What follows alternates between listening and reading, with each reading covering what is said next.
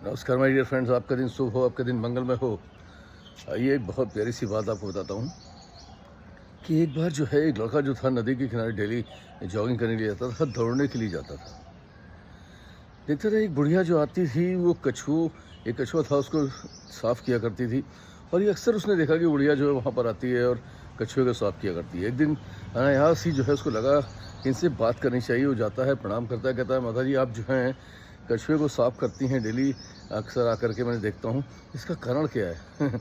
बड़े प्यार भाव से मुस्कुरा कर उन्होंने कहा कि एक्चुअली में क्या होता है कि जो कछुए होते हैं इनके पीठ में जो कवच होता है इसमें कचरा जम जाता है। और कचरा जम जाने के कारण इनकी गर्मी पैदा करने की जो क्षमता होती है कम हो जाती है, जिससे इनको तैरने में बड़ी मुश्किल का सामना करना पड़ता है। और अगर कचरा ज़्यादा जम जाता है तो इनकी जीवन के लिए भी खतरा हो जाता है।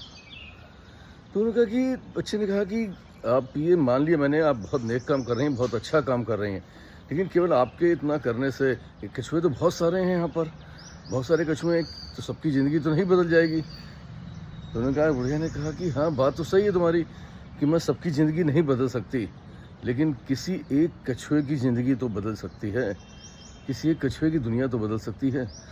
दोस्तों, जीवन में हम कुछ ऐसे काम करते हैं, हम बिल्कुल सच है कि हम संसार को नहीं बदल सकते, दुनिया को नहीं बदल सकते, लेकिन क्या है कि हमारे किसी काम से हम किसी को तो बदल सकते हैं, किसी की दुनिया तो बदल सकते हैं, किसी की जीवन में खुशहाली तो ला सकते हैं। यही हमारे लिए जीवन का सबसे बड़ा पार्थोस होता है।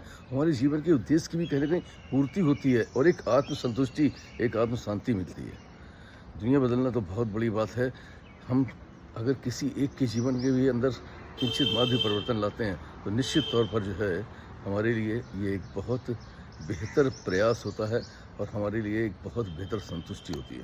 दोस्तों, ये कहानियाँ जो मैं प्रतिदिन आपके लिए लेकर के आता हूँ, इन कहानियों का भी उद्देश्य यही है कि ये कहानी कहीं न कहीं किसी न किसी को तो हिट करेंगी। कोई ना कोई ऐसा होगा जिनको इन कहानियों की ज़रूरत होगी, उनसे प्रेरित होकर के उसकी लाइफ में ज़रा भी परिवर्तन आता है।